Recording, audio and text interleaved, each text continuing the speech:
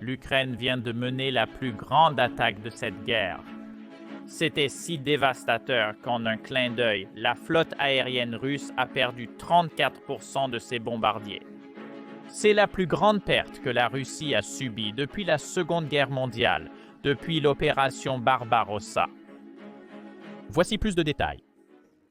L'Ukraine prétend avoir touché plus de 40 bombardiers russes dans ce que le service de sécurité du pays qualifie d'opération spéciale à grande échelle visant à détruire les avions bombardiers ennemis. Les attaques auraient eu lieu dans plusieurs bases aériennes russes, certaines à plusieurs milliers de kilomètres de l'Ukraine. 2 emplacements seraient en Sibérie, la base aérienne de Belaya dans le sud de la Russie et la base aérienne d'Olenia qui est proche du nord, près de Mourmansk. Devinez quoi? Juste quelques heures après l'annonce de l'attaque, les forces de sécurité ukrainiennes ont bien diffusé la vidéo de l'attaque. C'était les conséquences, donc espérons que YouTube ne restreigne pas cette vidéo. N'oubliez pas de cliquer sur j'aime et de vous abonner pour booster notre visibilité. Mais voici les conséquences de l'attaque.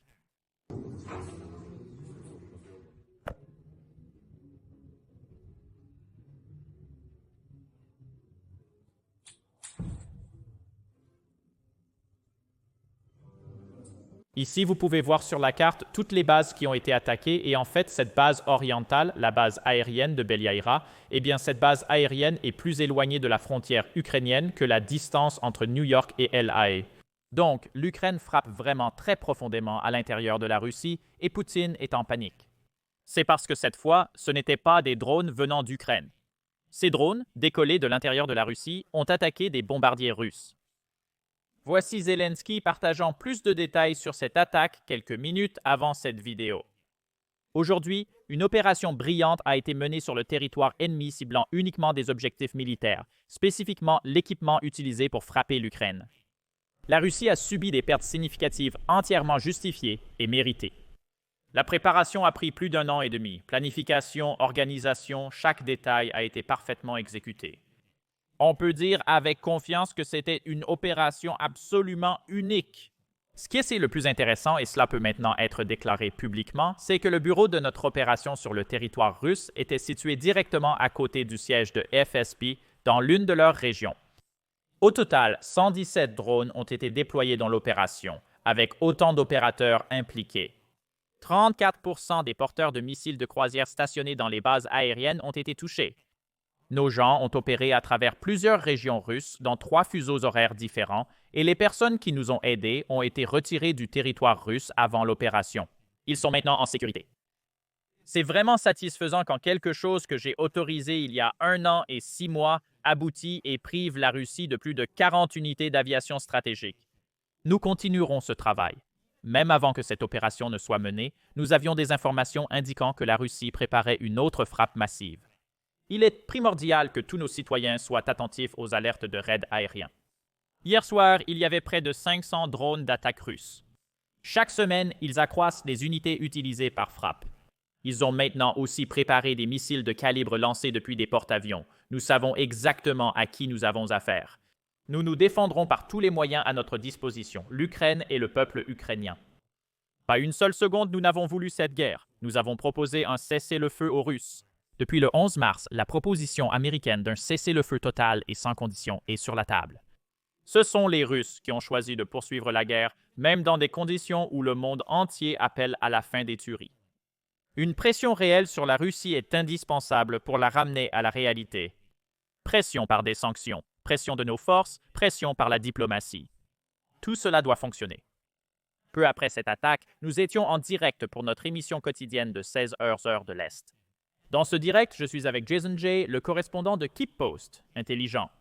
Nous avons discuté en détail du déroulement de cette attaque, de ses implications pour l'avenir de la guerre et de la façon dont la Russie va réagir. Voici un extrait de la discussion. D'accord, nous sommes en direct. C'est la 2e fois que nous faisons l'introduction en direct, mais aujourd'hui nous avons nul autre que le correspondant de Keep Post, Jason Jay. Intelligent, et c'est parce que cela pourrait être l'un des jours les plus importants de la guerre, du moins la guerre Russie-Ukraine. L'Ukraine vient de mener la plus grande attaque jusqu'à présent, si je ne me trompe pas. N'est-ce pas, Jason? C'est énorme. Oui, c'est définitivement le jour le plus important de la guerre depuis plus de 3 ans. C'est absolument énorme. La Russie a subi une défaite, la plus grande défaite qu'elle ait connue en 84 ans. La pire attaque qu'elle ait jamais reçue sur ses avions était le 22 juin 1941, lorsque l'opération Barbarossa a commencé. C'est à ce moment que les nazis ont envahi l'Union soviétique pendant la Seconde Guerre mondiale, mais aujourd'hui a une valeur stratégique, qui était en réalité pire pour la Russie que cela. C'est un jour historique dans l'histoire, et c'est en fait un tournant dans la guerre. Nous attendrons quelques secondes pour que les gens se joignent à nous. Si vous nous entendez correctement, c'est notre première interview. J'espère que vous n'entendez pas ma voix 2 fois quand Jason parle. Laissez un oui dans le chat pour confirmer que le son est bon. Nous avons 800 personnes en direct. Le son de Jason semble un peu bas. Je vais essayer de l'augmenter. Plusieurs personnes comparent cette tactique à l'attaque du Pagé, qui a nécessité des années de préparation. Pouvez-vous nous en dire plus sur la préparation de cette attaque d'après ce que vous avez lu? C'était énorme. Cela a pris au moins 1 an et demi de planification et d'exécution. C'était fait par le SBU, qui est le service de sécurité de l'Ukraine. Et évidemment, ils l'ont gardé très secret, et c'est un énorme succès. Et ce qui était incroyable, c'est que la plupart des drones qui ont été lancés l'ont été depuis le territoire de la Russie, c'est-à-dire qu'ils ne venaient pas du territoire ukrainien. Les Ukrainiens avaient soudoyé des gens pour les aider à faire entrer des choses en Russie, profitant de la corruption qui y règne. Ils avaient également utilisé des habitants locaux en Russie qui pensaient qu'ils créaient des drones pour l'armée russe. Les Russes ont lancé une chasse aux sorcières sauvages contre ceux qui aidèrent à créer des drones utilisés contre leur armée. Ils deviennent complètement fous, comme je l'explique dans ma récente vidéo YouTube. Aujourd'hui dimanche, tentez de comprendre le déroulement des événements. Pourtant, il y a des réunions d'urgence à la Douma, qui est le Parlement de Russie, pour discuter de comment cela s'est passé, comment est-ce possible. Et les blogueurs militaires russes qualifient cela de Pearl Harbor, de l'histoire russe. Quelqu'un a posé une question intéressante concernant les drones. Comme vous venez de le dire, ce n'étaient pas des drones venant d'Ukraine, mais ils ont décollé à l'intérieur de la Russie. Oui, ils semblent avoir décollé à l'intérieur de la Russie, pas seulement près de la frontière ukrainienne, mais aussi dans le Grand Nord, à Mourmansk. C'est au nord du cercle arctique. Nous parlons de l'extrême Est, où la Russie avait ses avions qu'elle utilisait spécifiquement dans l'océan Pacifique pour défier généralement les avions américains et la marine américaine et ses flottes là-bas. C'est énorme, cela fait reculer la Russie, pas seulement parce qu'elle a moins d'avions qu'avant. Sa capacité à projeter sa force à l'échelle mondiale a changé à cause de cela. Nous parlons toujours de la destruction mutuelle assurée. Eh bien, la capacité de la Russie à assurer la destruction en cas d'attaque vient d'être considérablement dégradée, oui. 100% et aussi l'autre partie de ceci est que quelqu'un demande comment la Russie répondrait à cela, parce qu'il semble que nous avons des négociations demain aussi dont nous parlerons un peu plus tard. Je suppose plus tard dans le flux, mais pensez-vous qu'elles continueront toujours? Je suis sûr que la Russie va être en colère. Oh, la Russie est très en colère, et leurs négociateurs viennent d'arriver il y a quelques heures. Il semble donc qu'ils soient toujours prévus pour les pourparlers. Mais personne n'attendait de résultats concrets de ces pourparlers, donc l'Ukraine n'a probablement rien risqué ou perdu. La Russie a été insincère en disant vouloir des pourparlers, sans rien faire pour le montrer. Tout le monde aux États-Unis, du président Trump à J.D. Vance, a dit que les Russes sont irréalistes et injustes, en demandant encore plus de territoire ukrainien que ce qui est actuellement occupé, exigeant 60% de zones supplémentaires avant de commencer les négociations. Ce n'est pas sérieux. La Russie ne veut pas négocier. Notre public est plus concentré sur la Chine, mais nous couvrons davantage la guerre Russie-Ukraine. Certaines questions peuvent sembler basiques, car elles viennent de gens qui ne suivent pas le conflit de près. Quelqu'un a mentionné que Poutine aurait dû écouter Trump et négocier la paix quand il en avait l'occasion, et qu'il le regrette probablement maintenant. Il regrette maintenant, c'est certain. Incroyablement, les Américains étaient au courant de cette attaque à l'avance. On leur a informé. Trump a dit la semaine dernière que Poutine ne reconnaît pas tout ce qu'il a fait jusqu'à présent pour éviter l'aggravation des choses pour la Russie. La situation pourrait s'aggraver. Les Américains ont probablement tenté de freiner les choses, espérant des pourparlers de paix fructueux. Mais même Trump a fini par réaliser que les Russes ne souhaitant pas négocier sincèrement et de bonne foi. Et l'attaque d'aujourd'hui, comme je le dis dans la vidéo que je viens de mettre sur ma chaîne YouTube, l'attaque d'aujourd'hui est quelque chose qui va dégrader la capacité de la Russie à projeter sa force dans l'Arctique, et nous parlons de l'Atlantique. Nous parlons contre l'Ukraine, contre l'Europe, dans le Pacifique. C'est énorme et un revers majeur. De loin la plus grande perte que la Russie a subie depuis le 22 juin 1941, lorsque l'Allemagne nazie, alliée de l'Union soviétique, a envahi l'Union soviétique pendant la Seconde Guerre mondiale. C'est simplement énorme. Au moins 34% des bombardiers stratégiques de la Russie utilisés pour la dissuasion nucléaire ont été détruits. J'ai constaté que ce sont de vieux bombardiers soviétiques dont la production a été arrêtée. Ainsi, en cas de dommage, ils ne peuvent simplement plus les réparer par manque de chaîne d'approvisionnement pour les pièces détachées. La Russie n'a pas la capacité de réparer ces équipements, qui datent de l'époque soviétique et dont les stocks sont limités. Ils en ont déjà dépensé une grande partie si vous vérifiez. Dans certains cas, plus d'une décennie a été perdue à rénover ces avions pour les mettre aux normes modernes. Ce n'est pas quelque chose qui se reconstruit en une semaine. La construction, c'est chose, et ils n'ont tout simplement pas les pièces ou la capacité de les refaire. Si je souris au hasard en voyant le chat alors que quelqu'un a mentionné l'Ukraine, prétendant que c'était 2 milliards de dollars, je comprends. Pas de dommages pour la Russie. Et quelqu'un a dit que c'est comme des drones de 300 dollars, peut-être 500 dollars. Ce matin, lorsque j'ai fait ma vidéo, l'estimation était d'environ 3 milliards de dollars. On dit maintenant que c'est plus proche de 7 milliards de dollars. C'est une défaite massive. Quand vous lisez les chaînes de Telegram russes, ce que je fais, et j'en suis ravi, vous voyez que les soldats russes sont juste choqués. Je veux dire, vous voyez leurs selfies et les messages vocaux qu'ils laissent à leurs membres de la famille. Ils se demandent ce qui se passe, comment est-ce possible. Je comprends que c'est totalement un gâchis, et c'est vrai, c'est le cas. La Russie vient de se faire sérieusement botter les fesses, et le fait que leur défense aérienne ne l'ait pas détecté, que leur service de renseignement ait échoué, et quand vous dites incroyable, l'Ukraine a planifié beaucoup de cela. Il a exécuté depuis un bâtiment à côté du bâtiment de l'FSB, le service de renseignement russe, qui est dans le bâtiment voisin. Ils étaient là, assemblant ces drones, et se préparant à exécuter cela, et l'FSB, le service de renseignement russe, ne savait même pas ce qui se passait à côté.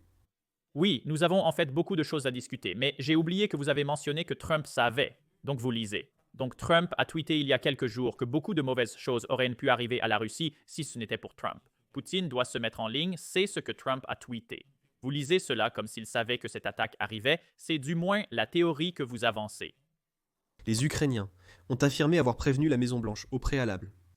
Et d'ailleurs, c'est un énorme changement. L'ancienne Maison-Blanche, la Maison-Blanche de Biden, avait très peur de l'escalade, de la Troisième Guerre mondiale, de la guerre nucléaire. Jake Sullivan était spécifiquement celui qui était derrière cela. Mais aujourd'hui, il est très clair, nous l'avons vu tout au long des derniers mois, c'est que Trump n'aide en aucun cas beaucoup l'Ukraine. En même temps, il ne fait pas beaucoup pour restreindre l'Ukraine à ses yeux. Écoutez, si les Russes ne veulent pas conclure un accord, ils ont ce qu'ils méritent, et ils n'essaient pas de les ralentir. Oui, ça a du sens. Beaucoup critiquaient Trump, principalement à cause de certains de ses commentaires. Il semble que Poutine essaie de soutenir la Russie ou de leur offrir une porte de sortie. Du moins, c'est comme ça que je le perçois. Maintenant, surtout compte tenu du fait qu'il a essayé la voie de la paix, l'administration se rend compte. Beaucoup de gens qui étaient contre l'Ukraine réalisent maintenant que c'est la Russie qui ne veut pas la paix dans cette région. Comme même après avoir été envahie, ce qui est déjà si mauvais, l'Ukraine est toujours prête à négocier avec la Russie et ils sont prêts à céder du territoire que la Russie contrôle déjà. Mais la Russie est comme non, donnez-nous plus ou nous en demanderons plus. C'est ce qu'ils prétendent. Exactement. Et c'est incroyable, c'est qu'ils ont dit cela lors des dernières négociations. Ils ont dit que nous sommes justes. Nous n'avons demandé que 5 oblasts, qui sont comme des territoires ou des États dans l'équivalent des États-Unis. 5 États. Mais la prochaine fois, nous allons probablement demander le double de cela. Et donc ils sont très arrogants et sûrs d'eux à ce sujet. Mais maintenant, ils sont dans une position différente. La Russie, et il y a un énorme aspect psychologique. À cela, imaginez comment leur armée voit ce qui s'est passé, leur service de renseignement, ou le peuple russe commun. Ils ne peuvent pas dire que les choses se passent bien. La guerre n'est plus seulement une chose lointaine sur le territoire ukrainien. Oui, cela se passe en Russie, aujourd'hui. Et c'est comme j'en ai parlé dans ma vidéo que je viens de mettre sur YouTube, et le fait qu'en ce moment, la population russe devient folle. Je veux dire qu'ils deviennent absolument fous. Ils ne savent pas comment comprendre comment cela se passe dans leur pays, qu'on leur dit toujours être la plus grande superpuissance du monde. Ça, c'est la partie folle car je vois énormément d'eux. Des comptes pro-russes sur Twitter se plaignent quand la Russie est attaquée, comme si c'était la Russie qui avait commencé la guerre.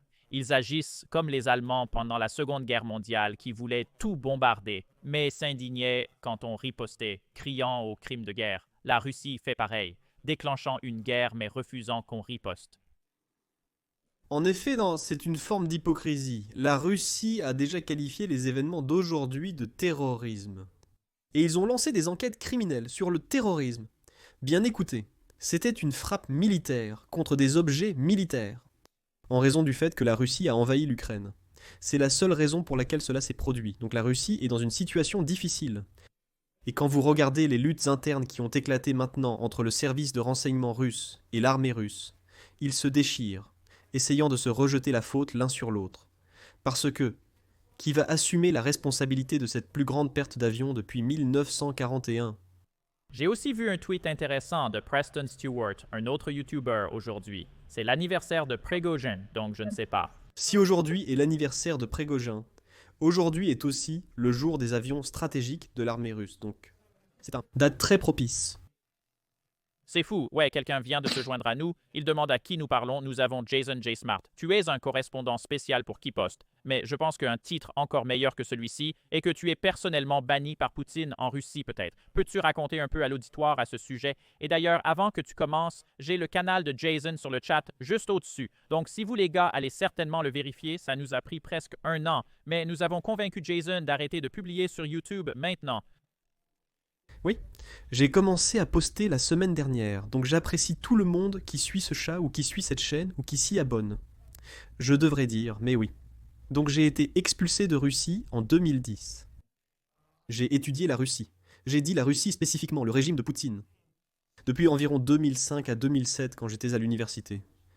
J'ai un peu travaillé avec l'opposition russe à Poutine à ce moment-là.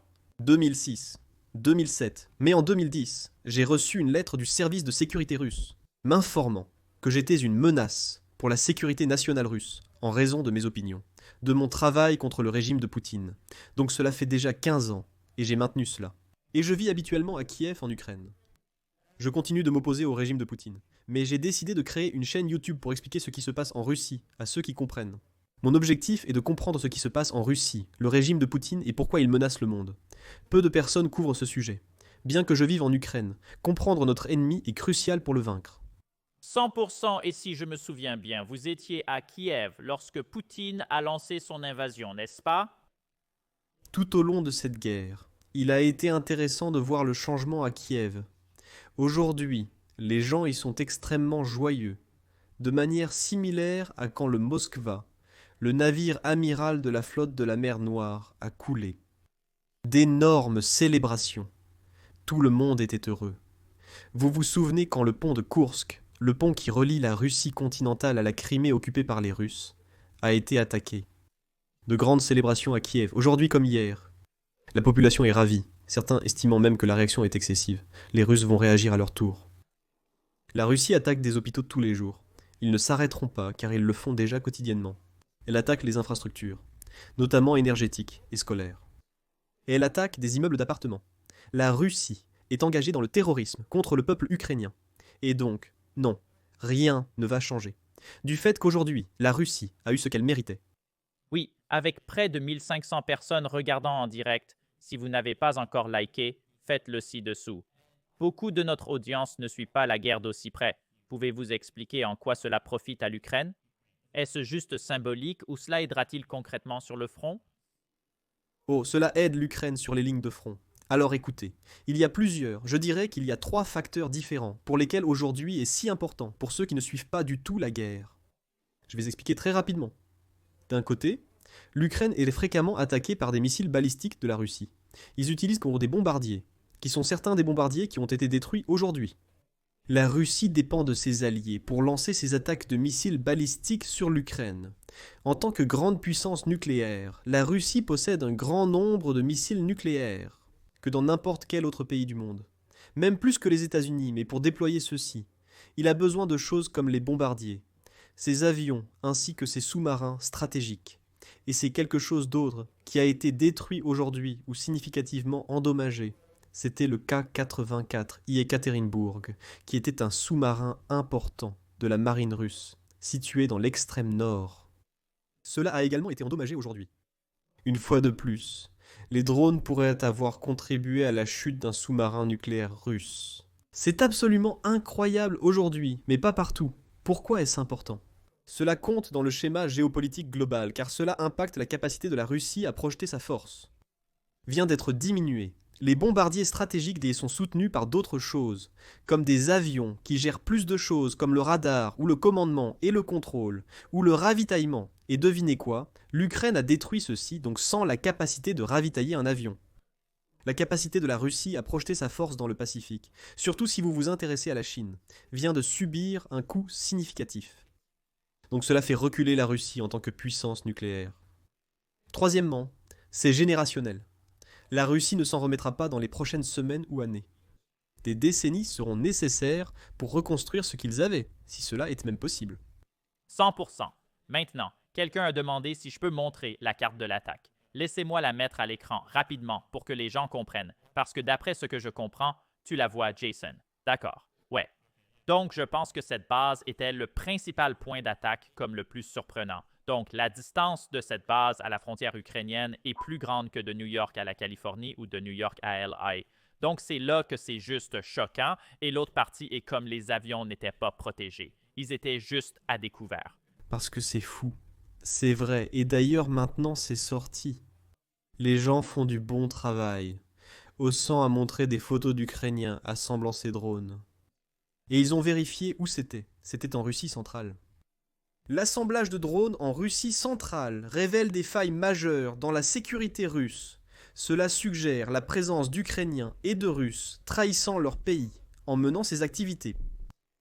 Les Ukrainiens recevaient probablement des renseignements de Russes corrompus pour se rendre. La défense était ainsi mise à mal. Où se trouvait la sécurité ? Tout cela a mal tourné, et très à l'est de la Russie. C'est juste au nord de la Mongolie qu'a eu lieu l'une des plus grandes attaques. D'accord, ça a du sens. Et aussi, savez-vous ce qui a été attaqué à chaque base? Car c'était aussi très bien synchronisé dans tout le pays, surtout compte tenu de la taille de la Russie. C'est là que... Combien de temps cela a-t-il pris encore? Comme 1 an ou 2 ans de planification? Oh oui, c'était plus d'1 an et demi de planification au moins. Et ce qui était incroyable, il y a quelques aspects différents de cela. Croyez-moi, l'histoire devient de plus en plus intéressante à mesure que vous en lisez, et plus d'informations vont sans doute sortir. Mais c'est l'une des choses dont j'ai parlé dans ma vidéo que j'ai mise sur YouTube ce matin, c'est que ce que nous voyons déjà, c'est que par exemple dans le Grand Nord, Mermansk, qui a une étoile là, je vois ce qui a été détruit là-bas était un certain des Tupolev 95, donc ce sont des bombardiers stratégiques. Attendez, rapidement. Marmon, vous voulez dire cette base comme... D'accord, là. Oui, la base aérienne d'Olenia. Alors ça, l'une était utilisée pour soutenir les capacités de frappe nucléaire à longue portée à travers l'Arctique, ainsi que l'Atlantique. Donc la perdre, c'est une grosse affaire. C'est fou. Voyons si je peux obtenir des questions du public car les gens ne suivent pas de près cette guerre. Leurs questions seraient utiles pour mieux informer tout le monde. Quelle revanche j'ai vu sur la partie revanche? Je pense qu'il retire le missile Orychnik. Et il retire. Au prochain flux, tu sais, nous Torontois et Tchèque ensemble. Donc Tchèque parle du missile Orychnik et Iskander, si je me souviens bien, c'est le missile qu'il retire. Oui, laisse-moi voir.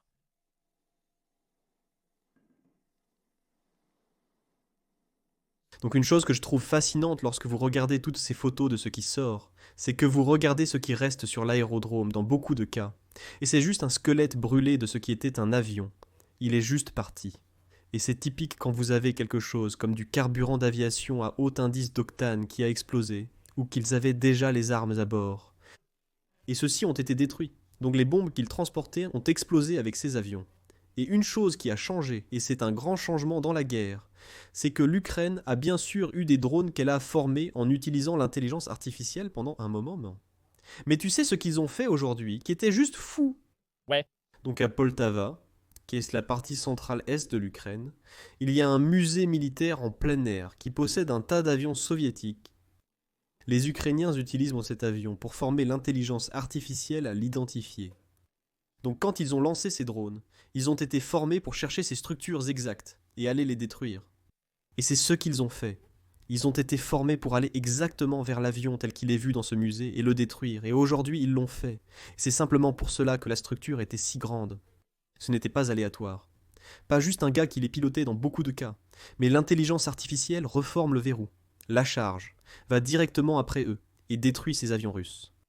C'est là que cette guerre est tellement utile en termes de planification militaire, car même vous, comme lorsque nous avons placé des B-2 près de Diego Garcia juste pour envoyer un message à l'Iran, ils étaient à découvert. Donc si l'Iran voulait faire quelque chose comme ça, il y a une possibilité qu'ils aient pu le faire.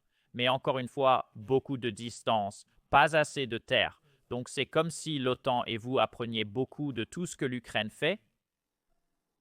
C'est effectivement le cas, en ce qui concerne la situation interne en Ukraine. Il y a une tonne de données qui ont été reçues.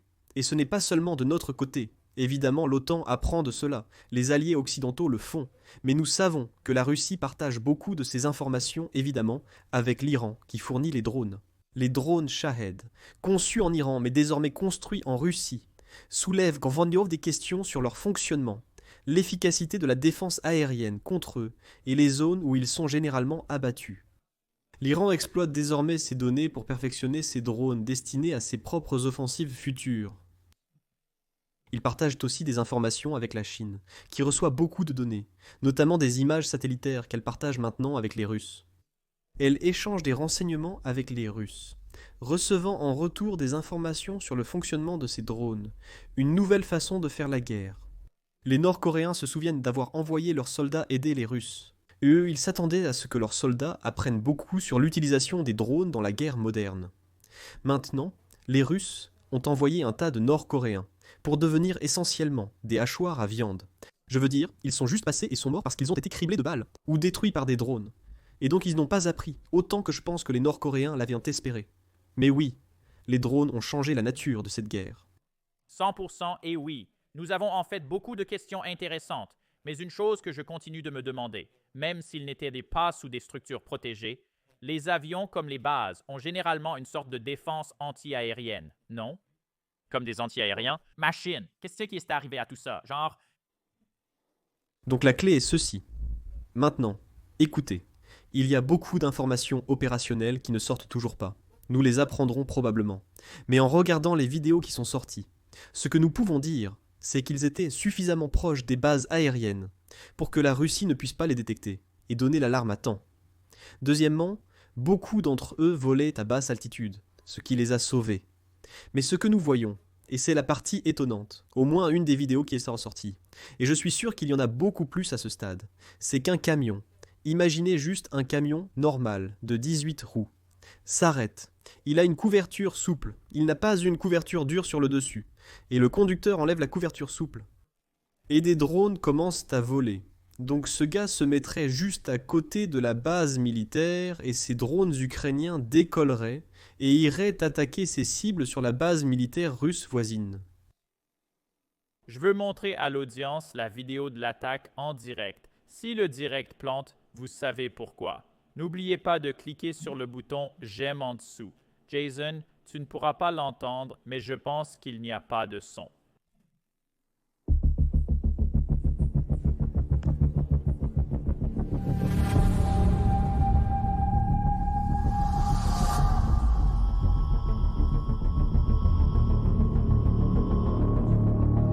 L'aérodrome de Belay a changé d'apparence. Avions ennemis stratégiques. Tout y explose. Oh Dieu, encore une fois, les filles, encore une.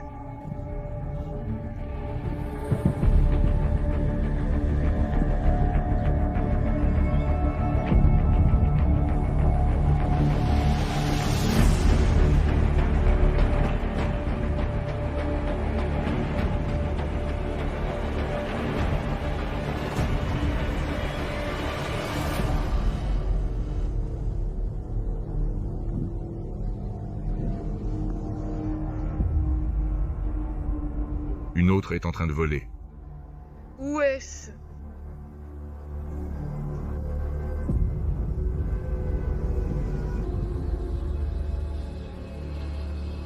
C'est aussi ici que c'est fou. Le drone ressemble à un drone que je pourrais acheter sur Amazon. C'est probablement vrai. Il n'y aura pas beaucoup de différence. Beaucoup de ces drones coûtent seulement $300. Vous seriez surpris de voir combien ils sont bon marché, ne dépassant pas quelques milliers de dollars chacun. Pourtant, l'impact a été de plus de 7 milliards de dollars de dommages, quelque chose dont la Russie ne se remettra pas pendant des décennies. C'est aussi là que c'est effrayant parce que je parlais à quelqu'un. Les États-Unis n'ont pas la chaîne d'approvisionnement pour produire ce drone en grande capacité. C'est tout en Chine. C'est le problème pour l'avenir. Non, le fait est que cela a également changé le paradigme. Je veux dire, les États-Unis ont eu des drones, je pense comme le Predator, qui sont ces grandes choses extrêmement coûteuses à construire. Et honnêtement, à la fin de la journée, pas presque aussi efficaces que ce que l'Ukraine a pu faire. Cela vous dérange-t-il beaucoup de ce que l'Ukraine a fait ? Ce sont des bénévoles amateurs qui ont décidé d'étudier les drones, d'apprendre à les fabriquer et à les améliorer. Et que ils les construisent et les améliorent. Et l'air, ça fait des bons générationnels, sur une base mensuelle ce qu'ils pouvaient faire il y a 2 ans. Et primitif comparé à ce que les drones peuvent faire aujourd'hui. Leur efficacité aujourd'hui est exceptionnelle. Oui, et aussi au début de la guerre, l'Ukraine était vraiment dépendante des drones étrangers, qu'il s'agisse de drones turcs ou je ne sais pas quels autres pays envoyaient des drones, mais maintenant ils exportent des drones. Exactement. Non le fait est que la capacité de l'Ukraine avec les drones est tout simplement incroyable. Et là où cela devient incroyable, c'est que la technologie associée aux drones, par exemple les lentilles, l'infrarouge qui détecte des choses, la rapidité avec laquelle ils peuvent repérer des choses, essayer de déterminer qui est armé et qui ne l'est pas sur le champ de bataille, comment identifier s'il s'agit de troupes ou de véhicules ukrainiens ou russes, toutes ces sortes de choses sont tout simplement incroyables. Et aussi, les avancées en matière de charge utile. Avant, ils ne pouvaient transporter, disons, 1 kilogramme. Vous savez, 2,2 livres. Et maintenant, ils peuvent transporter des poids incroyables. Ça devient de plus en plus lourd, ce qui signifie que de plus en plus d'explosifs peuvent être transportés. Donc finalement, oui, toutes ces choses sont des facteurs de changement. Le monde des drones fait des bonds générationnels en avant chaque mois. C'est fou, nous avons beaucoup de questions car je ne faisais pas attention au chat. Passons en revue. Le coût total, nous ne connaissons pas encore le chiffre exact, mais c'est certainement dans les milliards. Sûrement. Nous ne connaissons pas le coût exact. J'ai dit ce matin. Cela vous montre combien d'informations nous recueillons.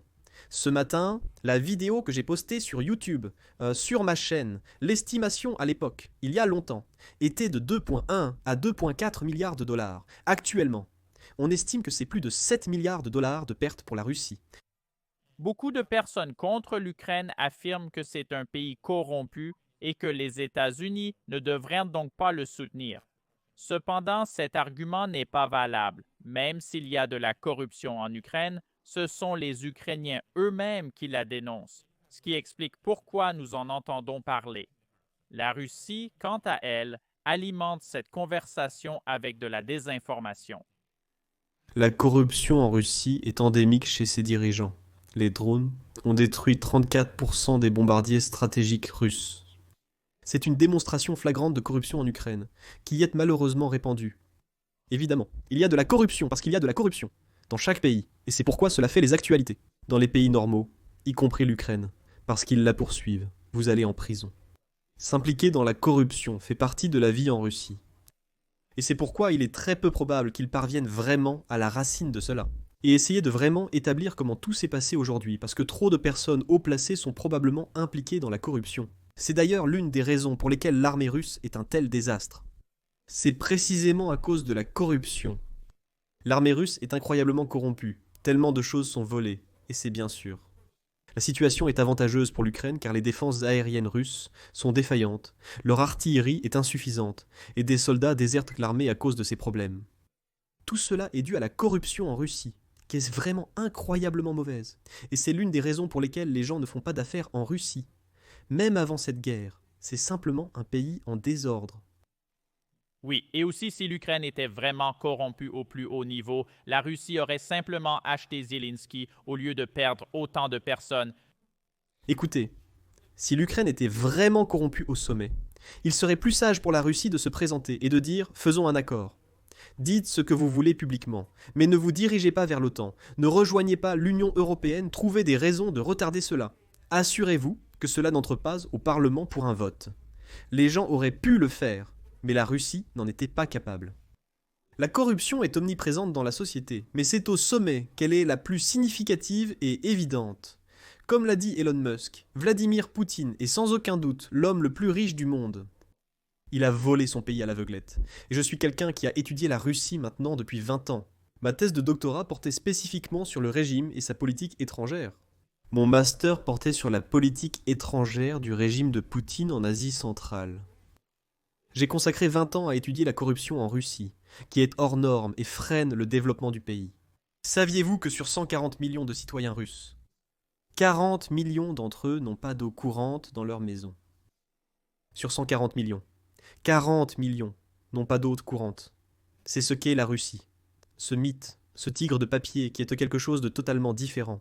Et c'est pourquoi, malgré la perte de plus de 600 000 soldats au cours des 2 dernières années, étant une perte de 600 000, un jeu russe, un territoire plus petit que le comté de Los Angeles en Californie. Depuis 2022, la Russie a perdu du territoire en Ukraine. Gardez à l'esprit que la population de la Russie est de 140 millions, le plus grand pays de l'histoire du monde. La véritable population de l'Ukraine qui n'est pas sous occupation.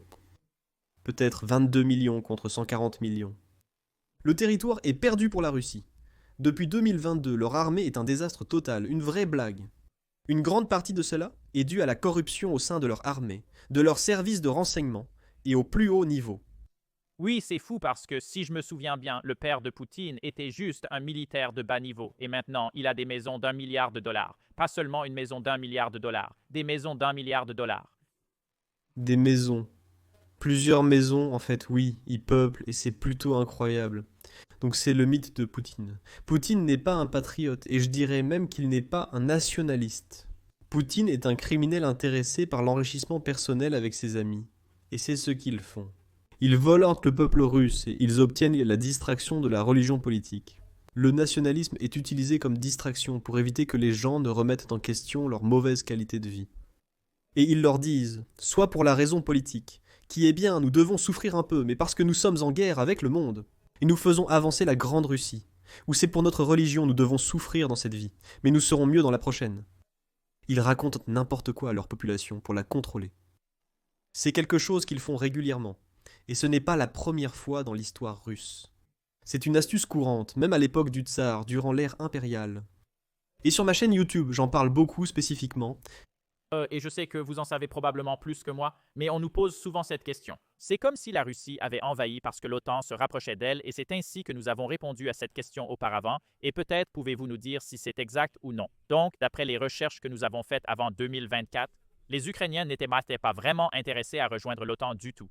Si vous regardez les sondages nationaux en Ukraine, c'était comme 70% n'avaient aucun intérêt à rejoindre l'OTAN, ils voulaient rejoindre l'Union européenne pour des raisons économiques.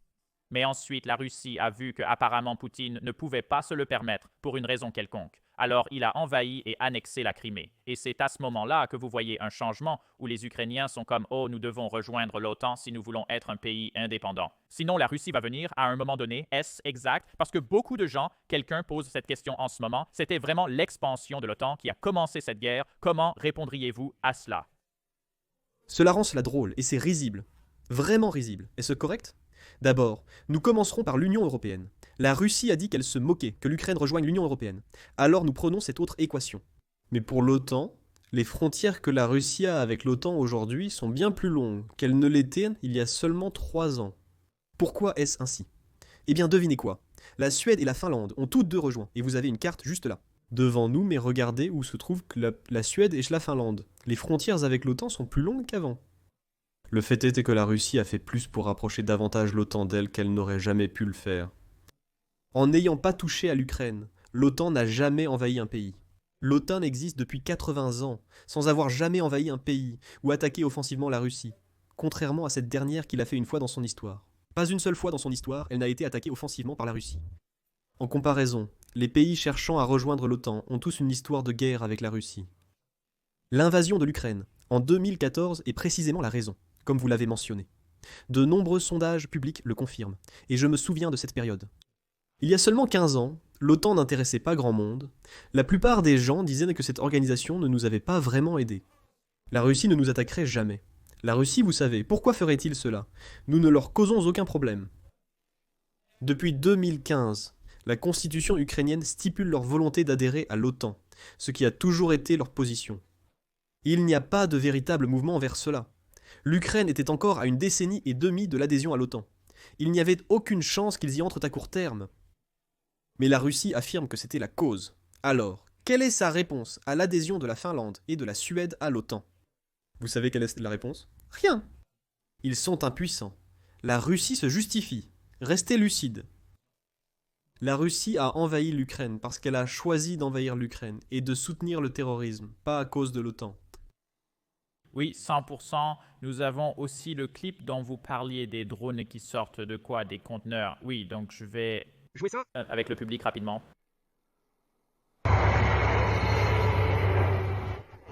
L'hélicoptère a décollé à nouveau. D'où il décolle, je ne comprends rien, bordel. Voilà le clown, bordel. Les deux ne sont ni d'ici ni de là, putain. Oh, les affaires. Bordel, baisse ta mère. À quel point la technologie a progressé. Et pourquoi travaillons-nous encore au volant, bordel? Aussi. Nous avons aussi un clip que nous ne pouvons absolument pas montrer sur YouTube où je pense que l'un de ces conteneurs avait fini d'envoyer des drones, alors un citoyen est entré ou quelqu'un est entré et puis il s'est autodétruit. J'espère que le public comprend ce que je veux dire. Donc nous ne pouvons pas traiter de cela parce que nous avons la confirmation que ce gars n'est plus là.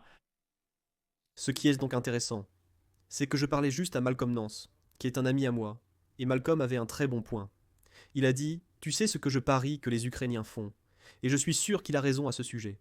C'est qu'ils ont sans doute impliqué certains des meilleurs fabricants de drones en Russie, certains des plus grands producteurs de pièces spécifiques, de pièces stratégiquement importantes qui sont difficiles à obtenir. Et pourquoi l'Ukraine ferait-elle cela? Et il y a une raison très simple, parce qu'ils les ont maintenant brûlés. Maintenant, ces gars vont tous faire l'objet d'une enquête par les autorités russes, et cela va probablement les mettre hors service. Cela signifie que l'Ukraine a également éliminé certains de ceux qui représentaient une menace pour elle, en produisant des drones russes. C'est aussi un énorme mouvement, donc nous avons plus que simplement les multiples bases aériennes à l'intérieur de la Russie. Les 4 bases aériennes qui ont été attaquées. Nous avons la base navale qui a été attaquée, qui a attaqué le sous-marin, aussi un sous-marin nucléaire a été attaqué par des drones ukrainiens. Nous avons aussi le fait que nous pourrions avoir considérablement retardé la capacité de la Russie à créer des drones, même à l'intérieur de son propre pays. Ouais, je pense que nous avons fait une vidéo à ce sujet, mais la Russie c'est là que c'est si intéressant.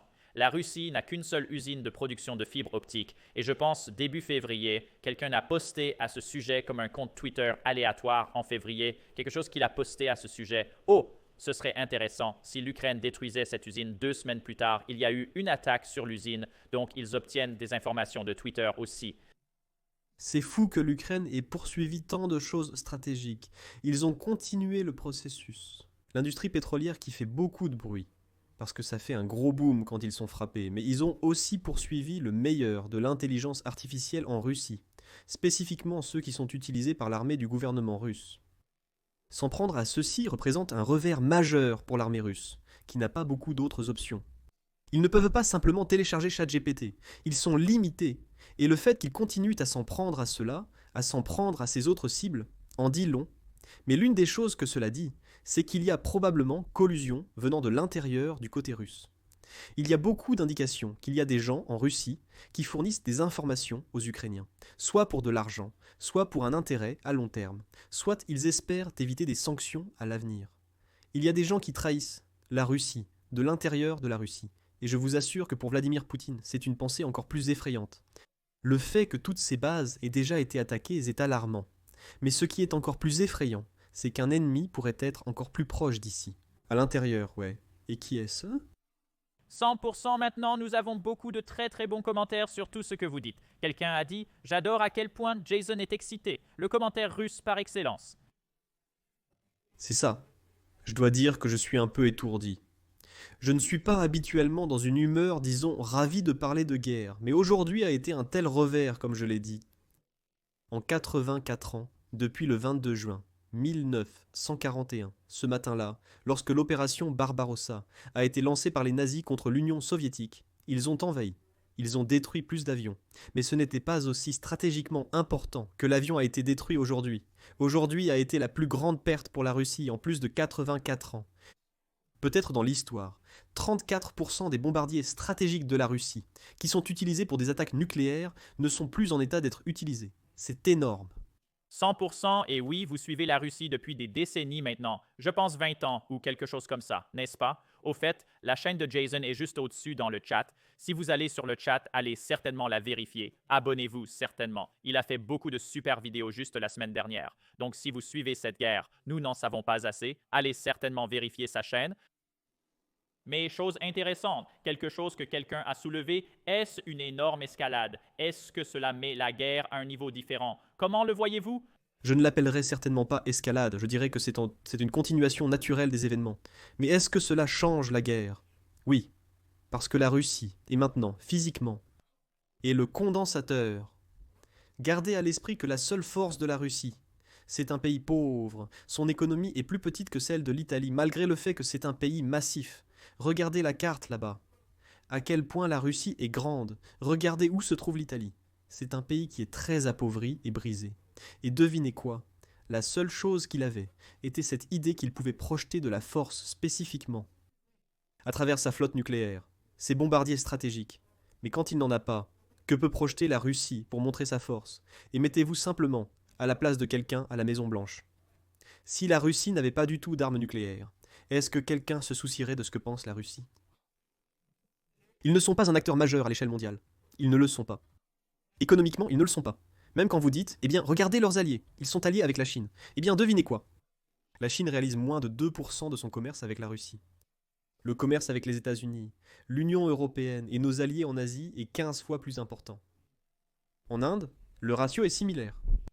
Le fait est que la Russie est un partenaire très petit pour tous ses grands alliés. La Corée du Nord n'est pas un partenaire économique important pour lequel nous nous battons, même si elle est peut-être un partenaire plus significatif à d'autres égards. Peu s'en soucie vraiment. La Russie est un pays pauvre et appauvri, et ce n'est en aucun cas une escalade. Cela décapite la capacité de la Russie à projeter de la force et à attaquer les villes ukrainiennes. Oui, c'est ce que dit toujours le général Ben Hodges. Il vaut toujours mieux s'en prendre à l'archer qu'aux flèches, et c'est exactement ce que fait l'Ukraine. Absolument, et Ben Hodges, vous savez, quelqu'un que je connais depuis longtemps et pour qui j'ai une grande admiration. J'en ai parlé longuement juste en tant qu'ami, et j'ai dit, tu sais ce qui devrait vraiment se passer. Si vous étiez à la place des Ukrainiens, que diriez-vous? Et exactement la citation que vous venez d'utiliser. Vous devez aller après les archers, et non les flèches. Et si vous allez après ceux qui tirent les missiles en Ukraine, en utilisant ces missiles balistiques, c'est exactement comment vous arrêtez les futures attaques.